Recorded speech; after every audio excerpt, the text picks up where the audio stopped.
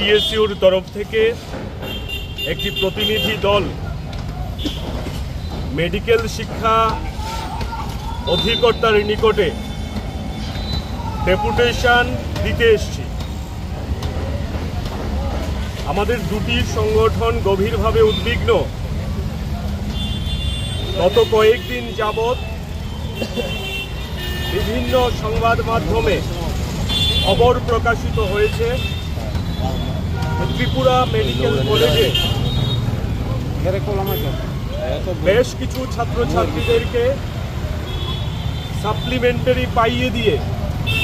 তাদের পরবর্তীতে পরীক্ষার নাম করে অর্থ আদায় করা হয়েছে পাশ করিয়ে দেবার কথা বলে। সোমা চৌধুরী নামে জৈনিকা শিক্ষিকা, যিনি ফিজিওলজি ডিপার্টমেন্টের প্রফেসর কাম এইচওডি, ওনার নেতৃত্বে ছাত্রছাত্রীদের কাছ থেকে প্রায় কোটি টাকা আদায় করা হয়েছে বলে সংবাদ মাধ্যমে ইতিমধ্যেই খবর প্রকাশিত হয়েছে।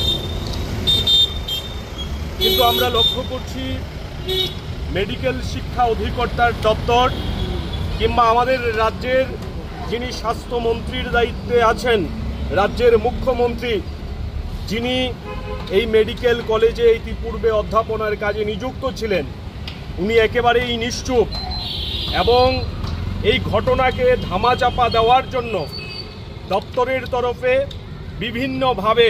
চেষ্টা করা হয়েছে, কিন্তু সত্য ক্রমশ বেরিয়ে আসছে। আমরা আমাদের সংগঠনের তরফ থেকে দাবি করব, এই যে অভিযোগ উঠে আসছে, এই অভিযোগে যিনি অভিযুক্ত তাকে যেমন তদন্তের আওতায় আনতে হবে, তার সাথে সাথে টিএমসির আভ্যন্তরীণ ক্ষেত্রে নানা ধরনের দুর্নীতির অভিযোগ আছে। এই ক্ষেত্রে হাইকোর্টের একজন